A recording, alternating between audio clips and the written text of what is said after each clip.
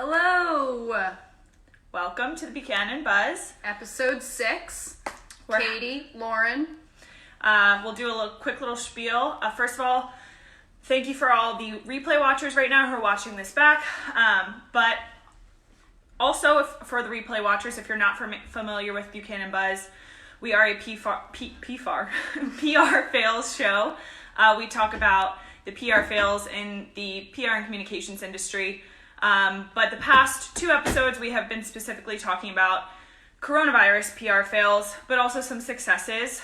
This is a social distance safe show. Lauren and I live together in addition to working together, so we're not breaking any rules by coming at you live. Yeah, this is our third one coming to you from our home, which means we've been quarantined for at least 6 weeks now, which is pretty crazy. Yeah, that is crazy. And as you can see, we have some streamers. It was Lauren's birthday last week, 2 weekends ago, so we decorated our house because there's not much else that we can do to celebrate. Birthday, I surely won't forget being in quarantine. Yeah. But also for those who may or may not be familiar, we have 2 dogs, Ricky and Chilo. If they bark during this show, do not be alarmed. They are fine. They're just distracted by a random person 4 stories below us. Yeah. And the last couple of weeks, we've been talking about the same topic. Obviously, coronavirus is happening. So we've been talking about brand fails and successes. Because we are a PR fails show, we do have to talk, unfortunately, a little bit about the bad. But we did decide right before the show today that we would talk more about the good news that we've been seeing. I was just reading a New York Times article about an hour ago talking about the rise in demand for good news stories. Mm-hmm. That in the last month, the Google searches for just good news has skyrocketed. So I think people are tired of the bad negative stories and they want some good news. So we're hoping to bring a little bit of positivity and happiness to your Wednesday afternoon today. Yes, and we have also on our Buchanan pages have been trying to focus on that a little bit more. If you follow our Instagram page, we've been doing a glass half full series where we've been having people share positives that they've gained from being in quarantine. I know Lauren has been learning some piano. And we also are trying to share some good news. If you're familiar with John Krasinski, who's the actor from The Office who played Jim Halpert, he has a show called Good News where he literally just brings people on and spreads good news. So some good news. Yeah, so we're going to try and focus on that a little bit more today. Still have to throw a couple fails in there because, we can't resist. And you all have been providing some awesome questions and comments in the last few shows, so keep providing those and we'll be happy to read them, answer your questions. Hi, Blair. Hi, Blair. Hi, Maria. Hi, Renee. Thank you all for joining. Yes. So I guess we should get started? Yeah, so I think we'll start with a positive. Okay, so you just mentioned John Krasinski's Some Good News. We've been watching that. His third one just premiered on Sunday, and it was a little Boston edition one, and it focused all around healthcare workers, how we can help our doctors and nurses and those on the front lines during this time. And he did a really awesome one. Him and AT&T did a really awesome partnership this past episode. AT&T heard that his show was going to be focused on helping healthcare workers. So AT&T reached out to John Krasinski and said, hey, what can I do to be on the show to help you out? And he said, why don't you offer free cell phone service to doctors and nurses for a month? AT&T responded and say, hey, we'll do you one better. We'll do that for 3 months. So that was an awesome thing. Another thing he did on this show was he surprised Beth Israel Deaconess Medical Center staffers with Big Papi. David Ortiz, former Red Sox player, showed up on the Zoom call, and they all are receiving free Red Sox tickets for life. Oh my gosh, I didn't hear about that. Yeah, so it was a really cool Boston theme. Awesome. If you haven't seen it, go to his YouTube. I think it already has 2 million subscribers or something like that. Yeah, so those are some lucky staffers, but they deserve it. They've been doing everything. Yeah, and I think that kind of goes to what we've been covering in the past couple of weeks, is that there have been so many brands who have taken the opportunity to thank the healthcare workers, and whether that's Starbucks giving free coffee, or I even know local food trucks and things like that are going out. I think our office is in Bryn Mawr. There's a local food truck that was around there trying to give free food to healthcare workers. So any opportunity right now to thank people that are really putting their life on the line and their health on the line is a huge PR win, because not only is it just the right thing to do, but you're going to get some goodwill in the end as well. Yeah. Hi, Carl. So if you know a nurse, a doctor, thank them today. Yes. Thank them as you always should and would, because they've been doing a great job. I think I really like this positive from this week. There was a 93-year-old woman who is obviously quarantining because with a reduced immune system, it's not safe for her to go outside, and is doing everything she can to not go outside. And she held up a sign asking for more beer. She had a can of Coors in her other hand, and it was a dry erase board. It said, "Need more beer." And Coors immediately jumped on this opportunity, and they were able to deliver her 150 cans of Coors Light.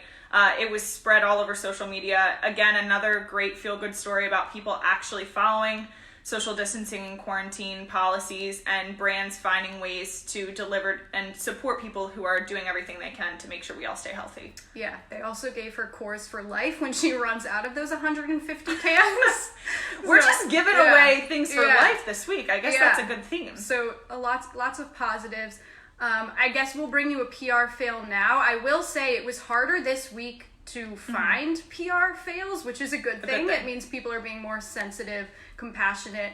But there was one. We've mentioned this before, but we're part of a Facebook group called the Daily Carnage. It's a great group for any fellow marketers out there, and a lot of people will post advertisements that went right or wrong. And there was one that somebody put in the group from the other day. It was a photo of what appeared to be a stimulus check envelope. I think it said stimulus check on the outside. Time sensitive. So of course the person eagerly opening the envelope, I'm getting my stimulus check early. But what was inside was a advertisement for an Illinois Jeep dealership. So, I mean, we've seen this before. I think on the last show we've talked about a car dealership who did something kind of slimy, and they're not above anything, even, preying on people who need financial assistance at this time. So they put an advertisement for their dealership sales on Jeeps in a stimulus check envelope. And, I mean, the fail here is, at the end of the day, it's probably something that is not super harmful. There isn't too many bad things that come out of it, but it's going to put a poor taste in a lot of people's mouth in that area, and it's going to spread. People are going to post it. I mean, it was posted in our marketing group, which is a national group, so I can't imagine. My community at home has multiple Facebook groups where people are constantly posting things, so you're actually like giving yourself bad word of mouth, essentially, in that scenario. So I think I'm going to tag on another PR fail in the scenario that I think kind of relates is, obviously last week we said hello to all you cool cats and kittens. For those of you who have been on the Tiger King craze, it has taken over everywhere. I mean, everyone is making memes, they're making videos. If you're familiar with the website Cameo, all of the Tiger King characters are on there charging hundreds of dollars. They just released another episode this week of a virtual interviews. They really capitalized on it. It's everywhere. So in a way, Tiger King is killing the coronavirus PR game right now, just because or Netflix, I guess. Yeah, Netflix, because they just have so much of the world's attention. But some negatives that have come out of this are people that are trying to capitalize on this exact craze, and they are advertising with Tiger King memes or jokes or things like this. So there was a PR firm, John Erickson, who is an employee at our company, literally shared with us that they were advertising as the Tiger King of PR. And we're running all these Google ads promoting themselves as Tiger King, I think, for the SEO purposes. They did a paid Google ad saying they were the Tiger King of PR, which I don't think is a good thing to be associated with. They literally have done illegal, abusive acts to these tigers, and I don't think you want your company associated with that. And it just shows that people not thinking through the references. There have been some funny Tiger King references. If you can capitalize on that, that's great. Our Conshohocken Brewery, a local brewery in our area, they have a new drink called Tigers watching? No, it's I Saw the Tiger. I Saw a Tiger. It's this one of the songs that he had. We should know. My boyfriend plays the music constantly. Yeah, it's called I Saw a Tiger, and they have a drink line promoting that. So that's one thing. But to just associate yourself with Tiger King isn't great. A realtor, I did think this one was funny. A realtor also posted, someone also posted this on our Daily Carnage group. A realtor wrote on a sign, "If this man can own 200 tigers, you can own a home."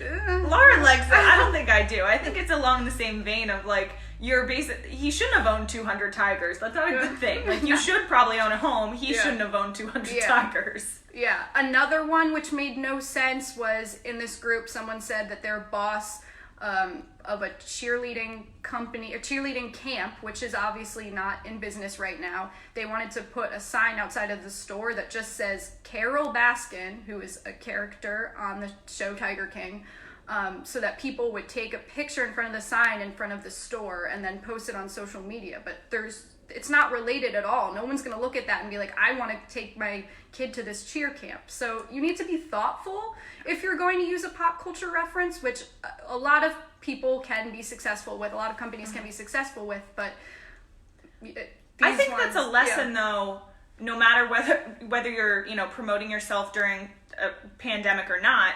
So many PR fails come from people not understanding how to use a pop culture reference and seeing something that's going viral and just assuming that they can jump in and do it too. This was a huge example from way back.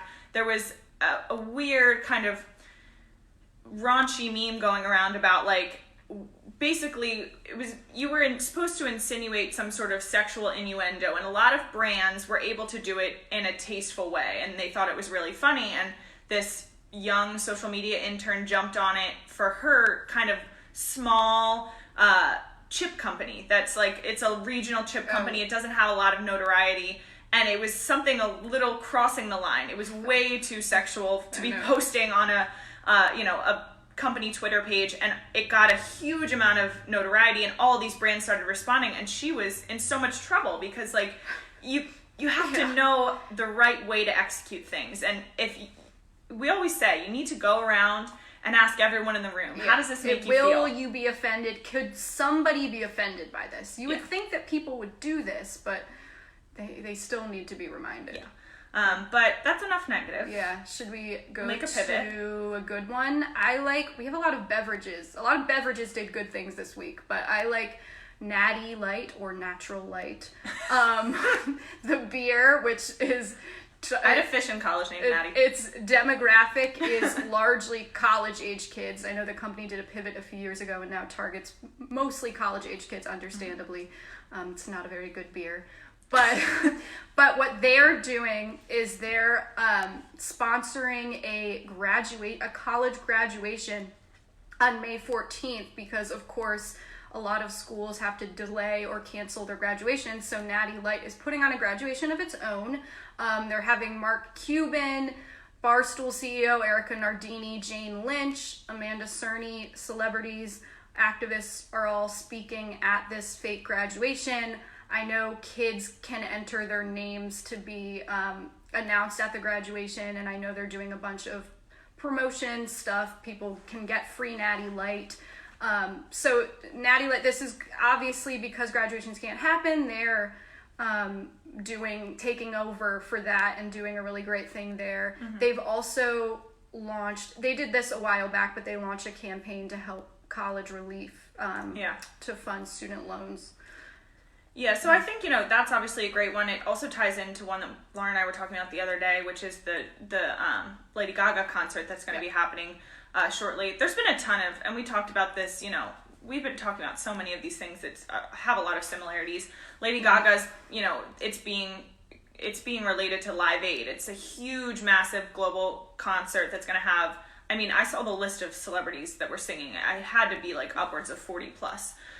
So I think that, there's also been, there was that one, there's the Disney sing-along that's going to be happening tomorrow. I screeched in our apartment yesterday I saw an article to come across saying that there is going to be a High School Musical sing-along reunion with Zac Efron, and the 5th grader inside of me wanted to cry. So that's another great way to... And it's we're not talking about lifting spirits. Yeah, and it's not just High School Musical. I know, like, Demi Lovato, Michael Bublé, Ariana Grande, a bunch of big artists are performing their favorite Disney songs. And what is more positive and uplifting than Disney? Oh, yeah. I mean, so we're talking about all these positives, and this is a great way to just, like, connect people with some nostalgia, make them feel good. Nothing makes you feel better than like nostalgia and thinking about things. I don't know what it is. It just like gives you a homey feeling. Nicole said I was just going to mention the Disney sing-along. I know. It's tomorrow at 8 o'clock on ABC. If I'm so excited. Wants to tune in. We did a series on Buchanan's Instagram a couple weeks ago about everyone's first celebrity crush. And Zac Efron was my first celebrity crush, so I mean, I just can't wait to tune in. Yeah, what's everyone's favorite Disney song? Oh, let us know. Yeah, in the comments, everyone say their favorite Disney song. That's a good one, or what they're most looking forward to for that one. Let's see. I guess we could go with another beverage. I think we often talk about how companies don't do things right on social media by not expressing pop culture jokes correctly, or they're too aggressive. Like they try to pull off a Wendy's and they can't do it. And Coke actually had a really unique spin on the way that they were going to toss over their social media channels. They gave access to groups that need to be heard right now, like the Red Cross. And they're retweeting Red Cross, other local health organizations in Atlanta, because there's only so much promoting Coca-Cola you can do right now. Mm-hmm. So it's a great way to, shed light on those who need the most promotion right now. And Coke, with a huge following, can do that easily with its social channels. Yeah, so I think, we keep talking about how everyone needs to take social distancing seriously, quarantining seriously. And when companies that are being hugely affected economically by this are taking the opportunity to continue to push, healthcare organizations and ensure that we're all doing the right thing, I think that makes it even easier for people to, follow those rules. We got a couple Disney submissions. Oh, okay. Nicole, Aladdin, wait, I have my phone here so I can see it closer. Friend Like Me, good one. Part of Your World from The Little Mermaid.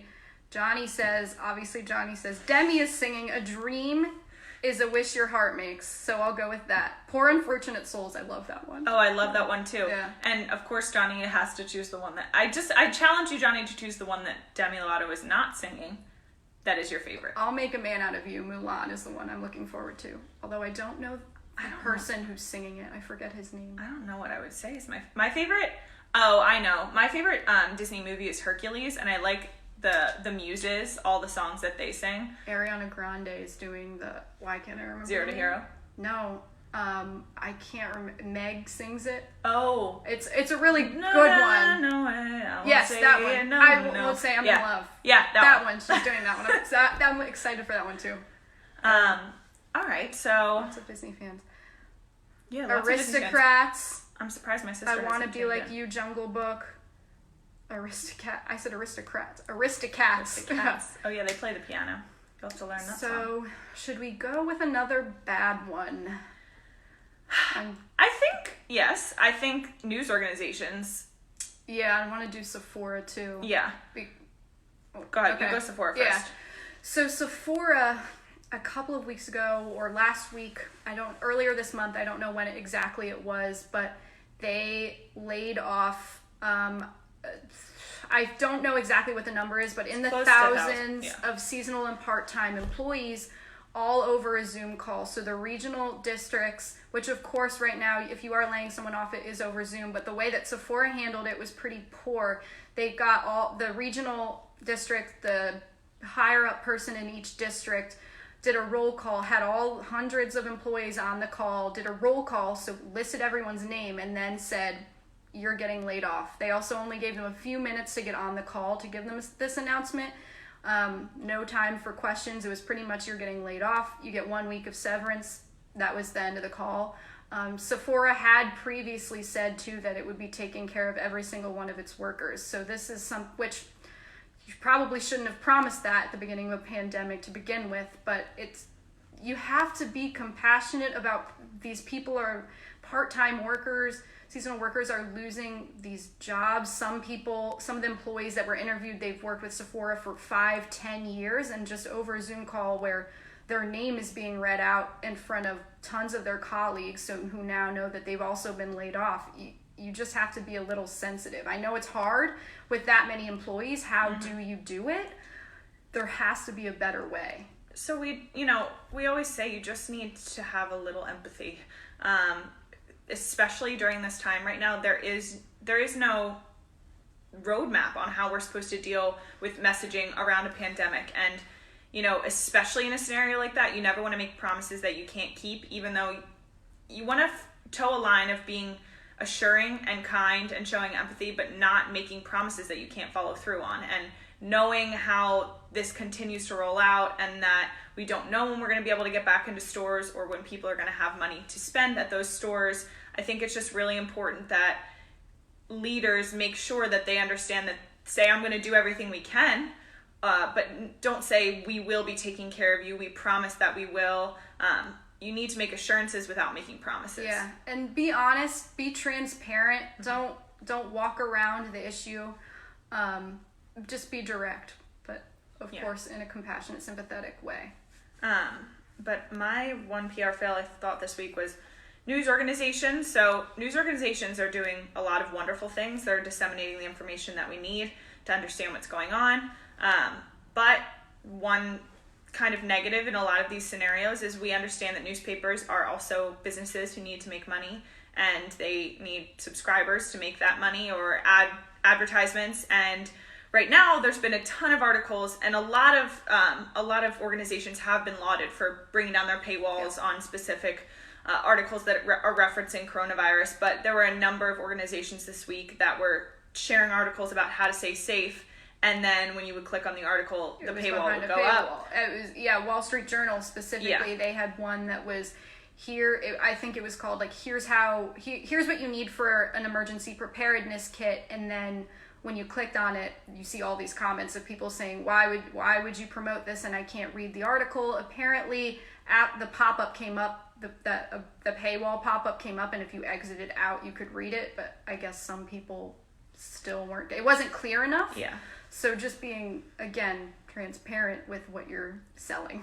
Yeah, and especially, again, we're so many businesses are affected right now, and we understand, and the consumers understand that you can't just be giving everything away for free, but especially during a time where people are really scared, and sometimes information is the best way to help people from being scared. It's important that how to make an emergency preparedness kit, what coronavirus looks like in your area, those are the articles that need to be easily accessible for people.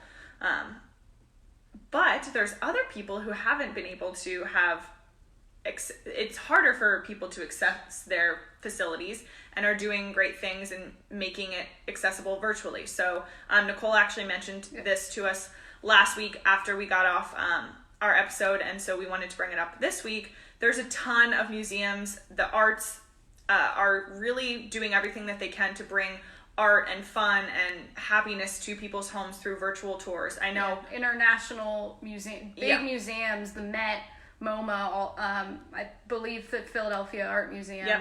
Almost every museum in Philly has some sort of virtual tour. And if you're a lover of the arts and you haven't had the opportunity to get to some of these places, it is a great opportunity to take a look inside. And while it's not the same experience, I think it's really great that they're allowing people to open their minds and see art and things they wouldn't have been able to see otherwise. Airbnb is doing this also. They're doing virtual tours. So I think, and that's all free. Yep. So some of them you can pay a little bit more. I think it was Airbnb or someone else. They have magicians and other things that you can watch. You have to pay a little bit more for, but for the most part, they're offering a bunch of awesome virtual tours for free. Nice. Yeah. I think we have a comment. We do. A Bimbo.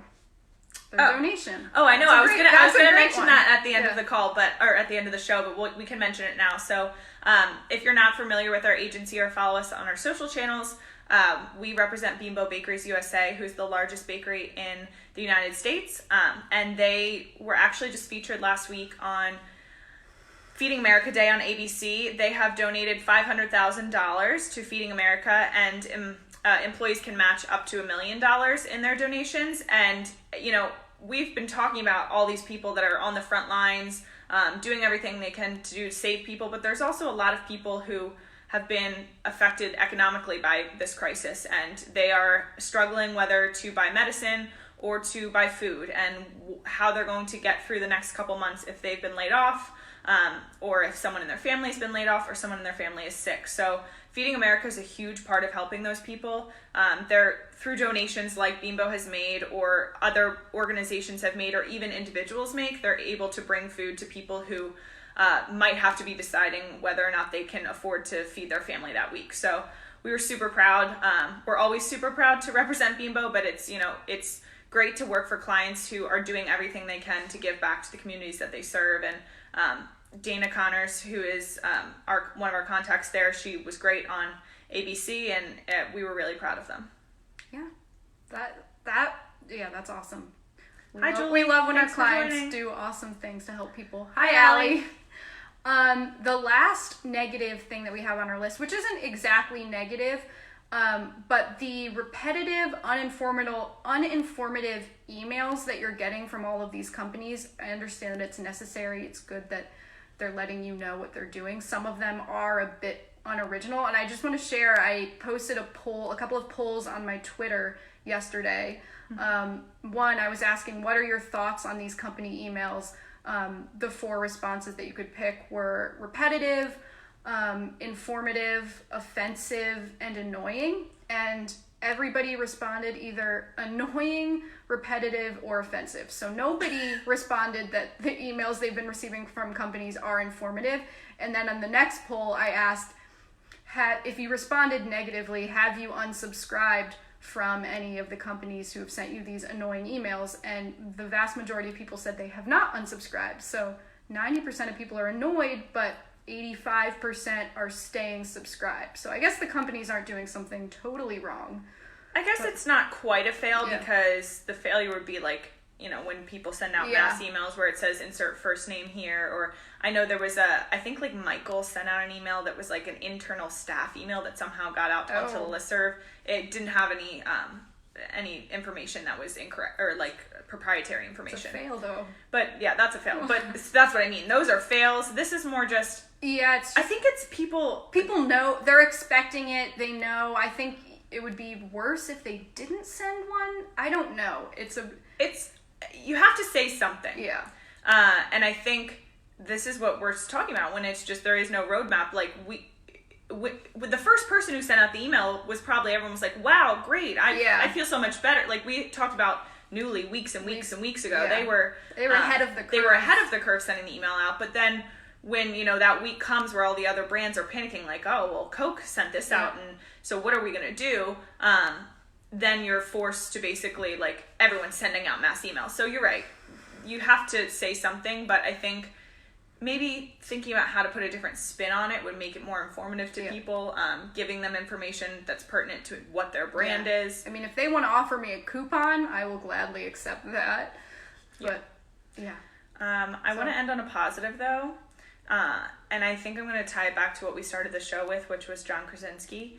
I think the Good News Show is just a great thing. I think it's a great way for people to smile and make people happy and share that news, because he's such a popular actor that everyone wants to share his videos. But I shared this last week on Buchanan's Facebook page, and it just like made my heart smile. There was this young 9-year-old girl who is a huge fan of Hamilton, and John Krasinski and Emily Blunt, his wife, had them on the show, or her on the show, and they just surprised her and said, when this is all over, we're going to fly you out to New York. We're going to get you to see Hamilton. It's going to be this whole great day. And she was thrilled. She was so excited. And then Lin-Manuel Miranda pops into the Zoom and is like, I actually think I can do you one better. And if you're not familiar with the Broadway show Hamilton, Lin-Manuel Miranda is the writer, and also he starred as Alexander Hamilton. The original Hamilton. Yes, the original Hamilton. So all of a sudden they start singing the opening number of the show, and it is the entire original Hamilton cast. And the girl was just like in complete awe. And I know that Hamilton, I mean, I think it's one of the most popular, Yep. if not the most popular musical in the country right now. It has been for many, many years. People die over it. So to see that original cast back together, it goes back to nostalgia. And what I was saying, like, to see old things back is just really making people smile. Yeah. So I thought that was a great... Yeah, if you haven't watched Some Good News by John Krasinski, go head to his YouTube or his Facebook page and watch that. He's done a lot of great things. He had a young girl who just got off chemo and went into remission from cancer, and she was just so thrilled to be on the show. Steve Carell was on it because it's the 10-year reunion. I think 15. 15-year reunion from when The Office first shared, so I would recommend going to watch those if you want some good news. Yeah. It's really positive and uplifting. But I think we're hitting our 30-minute mark here. We don't want to take up too much of your day, and we appreciate everyone who has sat here for the past 30 minutes. And, you know, we always are so thankful for you guys. We love to hear your comments, your thoughts, and I'm assuming that in 2 weeks we're still going to be quarantined, and there's probably still going to be a lot of coronavirus stuff going on. We did a poll last week asking if people still want to hear us talking about coronavirus, and we got a lot of yeses. Yeah. So we'll put that out there again next week and see how people are feeling. If you have any ideas of things you think we should talk about, if you've seen a PR fail, a PR success, a happy good news story, send us a DM, message us on Facebook, or send us a Twitter DM. Any of those, we're always checking them. Yeah, hopefully there will be fewer fails as it seems the weeks go on and we discuss these fails. It seems that they're dwindling a little bit, so hopefully maybe next week it'll all be all positives. But yeah, let us know what you want to see. Do you want to see more fails? But yeah, we encourage all feedback, critique, suggestions. So yeah, thanks for tuning in. Thanks for tuning in. Enjoy the rest of your Wednesday. Sorry that the dogs have been so good on all of our episodes. They haven't even been ruining everything. So bye guys. Thank you.